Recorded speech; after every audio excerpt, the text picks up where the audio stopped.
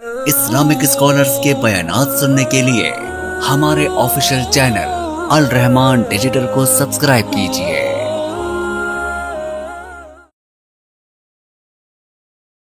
فرمایا فلما انتقضت عروۃ تشبث الناس بالتي تلیها، جب بھی کوئی کڑی ایک ٹوٹے گی تو لوگ اس سے نیچے والی کڑی کو پکڑ لیں گے۔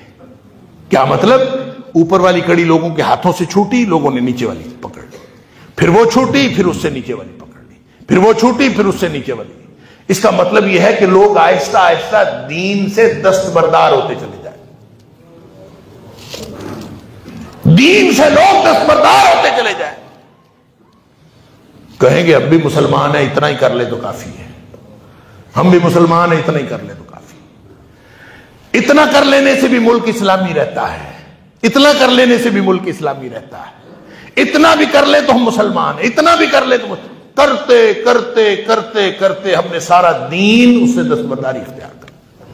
یہ نبی پاک صلی اللہ علیہ وسلم نے، صادق المصدوق نے یہ بات ارشاد فرمائی۔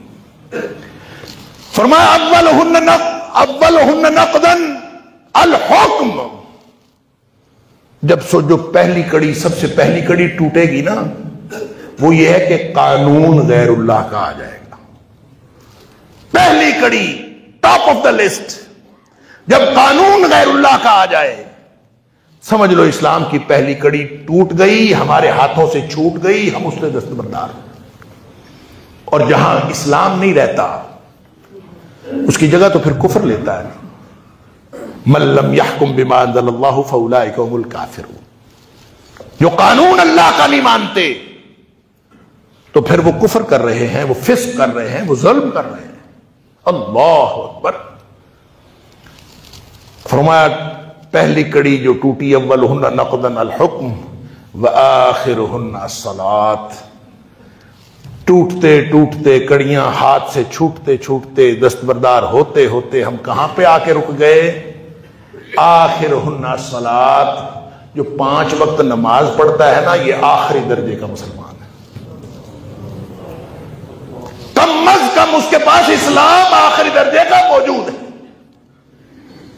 اور جو 5 وقت نماز بھی نہیں پڑھتا، اس کا اسلام کے ساتھ کیا تعلق ہے؟ وہ کہے میں مسلمان ہوں، اس کا اسلام کے ساتھ کوئی تعلق نہیں ہے۔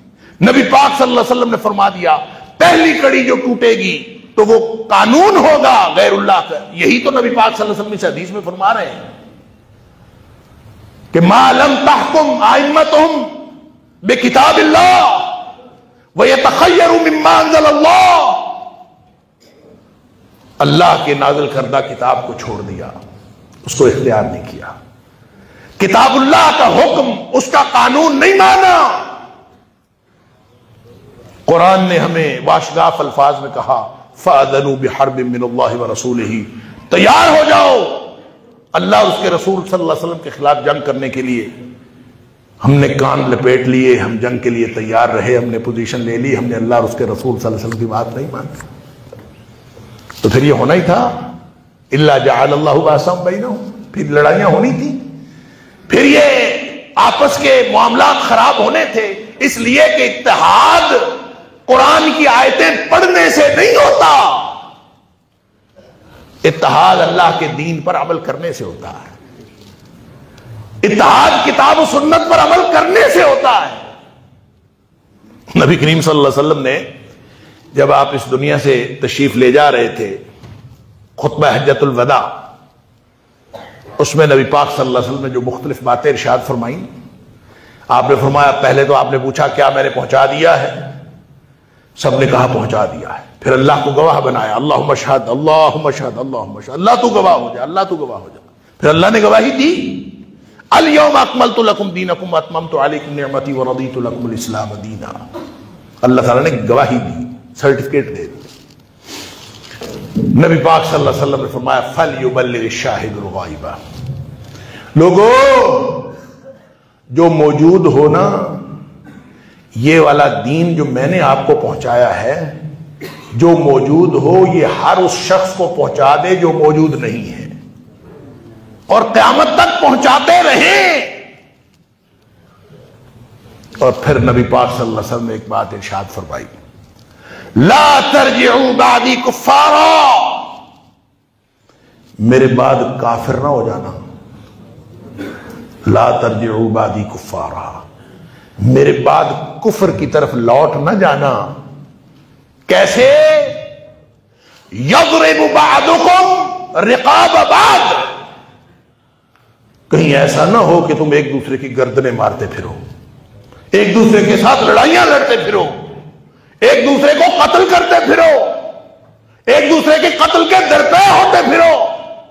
گویا جب تم قتل کے درپے ہو جاؤ گے ایک دوسرے کے ساتھ لڑائیاں لڑو گے، ایک دوسرے کو مرنے مارنے پر تل جاؤ گے، تو لا ترجعوا بعدی کفارا، نبی پاک صلی اللہ علیہ وسلم نے فرمایا اس کا مطلب ہے جس قوم کے اندر ایک دوسرے کو مرنے مارنے کا جذبہ آ جاتا ہے اس قوم میں اسلام باقی نہیں رہتا، کفر آ جاتا. جو قوم مرنے مارنے پر تل جائے، اس کی آپس کی اختلافات مخالفت بنے، دشمنیاں بنے، اور پھر سب ایک دوسرے کا وجود برداشت کرنا چھوڑ دے، لا ترجعوا بعدی کفارا، میرے بعد کافر نہ بن جانا. کیسے کافر؟ یضرب بعضکم رقاب بعض، کہیں تم ایک دوسرے کی گردنیں مارتے پھرو تو یہ کفر. اور نبی پاک صلی اللہ علیہ وسلم کی دوسری حدیث جس میں آپ نے فرمایا سباب المسلم فسوق وقتال کفر، مسلمان کو گالی دینا گناہ ہے اور مسلمان کا قتل کرنا، اس کو مارنا، یہ کفر ہے. اللہ اکبر. لہذا یہ جو کچھ باہمی لڑائیاں ہیں، تنازعات ہیں، اختلافات ہیں، دشمنیاں ہیں، یہ بھی بے سبب نہیں ہے. ہم نے اللہ کے قانون کو چھوڑا ہے تو ہمارے حالات یہ بنے. یہ لزوم کا نتیجہ ہے ان کے درمیان.